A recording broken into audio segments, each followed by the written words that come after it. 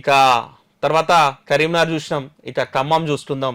ఖమ్మంలో ఎట్లుండేటువంటి పరిస్థితి ఉంది అన్నటువంటిది కూడా చూద్దాం. ఖమ్మంలో మరి ఏ పార్టీ గెలిచే అవకాశాలు ఉన్నాయి, ఏ పార్టీకి గెలిచే అవకాశాలు లేవు అన్నటువంటిది కూడా చూసేటువంటి ప్రయత్నం చేద్దాం. ఇక ఖమ్మం చూసుకున్నట్టయితే కాంగ్రెస్ ఇక్కడ క్లియర్ విన్ అనేటువంటి మాట కూడా చెప్తున్నటువంటి నేపథ్యం ఉంది. ఇక్కడ ఒక్కసారి మరి ఖమ్మం హిస్టరీ, అక్కడ ఉన్నటువంటి క్యాండిడేట్లను కూడా చూసే ప్రయత్నం చేద్దాం. అక్కడ ఉన్నటువంటి ఎమ్మెల్యేలు ఆల్మోస్ట్ అవుట్ రైట్ గా అందరూ కాంగ్రెస్ పార్టీ సంబంధించినటువంటి ఎమ్మెల్యేలే ఉన్నటువంటి నేపథ్యం ఉంది. ఇక నిలబడ్డది కూడా అక్కడ ఉన్నటువంటి మంత్రి పొంగులేటి వెంకటుడు.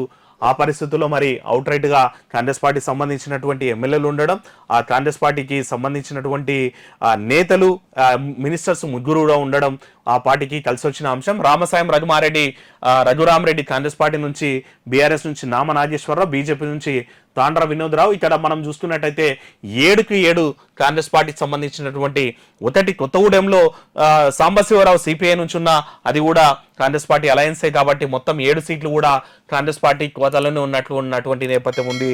ఇక్కడ రామసాయం రఘురామరెడ్డి కూడా గెలిచేటువంటి అవకాశం ఉందన్నటువంటిది క్లియర్ ఎడ్జ్ అయితే ఈ సర్వే సంస్థ అయితే చెప్తోంది. ఇక్కడ ఏదైతే ఆ సర్వే సంస్థ చెప్తున్నట్టు ఇక్కడ కాంగ్రెస్ పార్టీకి కలిసి వచ్చిన అంశాలు కూడా అన్ని 7 మందికి సంబంధించినటువంటి ఎమ్మెల్యేలందరూ కూడా ఇక్కడ ఖమ్మంలో కాంగ్రెస్ సేఫ్ ఉంది, Paleru safe, Madhira safe, Wyra safe, తర్వాత సత్తుపల్లి, కొత్తగూడెం, అశ్వరావుపేట 7కు7 స్థానాలు కూడా కాంగ్రెస్ పార్టీకి ఇక్కడ ఎడ్జ్ ఉన్నటువంటిది, లీడ్ వచ్చేటువంటి నేపథ్యం ఉంది.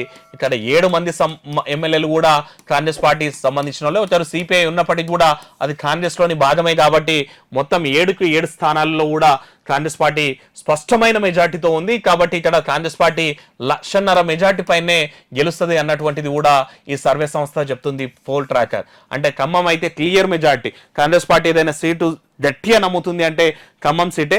రామసాయం రఘురామరెడ్డి అదృష్టం అయితే బాగుందని చెప్పాలా. రామసహాయం రఘురామరెడ్డి అదృష్టం అయితే బాగుందని చెప్పాలి. లాస్ట్ మినిట్ లో సీటు తెచ్చుకొని, ఎందుకంటే బట్టి మధ్యన తర్వాత పొంగులేటి మధ్యన పెద్ద పోర అయితే జరిగింది సీట్ల కోసం. వీరిద్దరు అయితే, ఈయననేమో తన వైఫ్ కోసం, తినేమో తన సోదరుడి కోసం ఫైట్ చేసిండ్రు. వీలు కాకుండా చాలా మంది కూడా పోటీలో ఉన్నప్పటికీ కూడా అధిష్టానము పొంగులేటి వెంకటకు సీటు ఇవ్వడం, తిను గెలిసైతే నల్లేరు మీద నడకే అని చెప్పాలి. దాదాపు తనకి ఆల్మోస్ట్ 1,50,000 మెజార్టీ చూపిస్తుంది పోల్ ట్రాకర్. ఇంకో సెగ్మెంట్ చూద్దాం మరి ఈ తర్వాత కాంగ్రెస్ పార్టీకా మరి బీజేపీకా ఏది ఎడ్జ్ ఉంటుంది అన్నటువంటిది కూడా చూసే ప్రయత్నం చేద్దాం.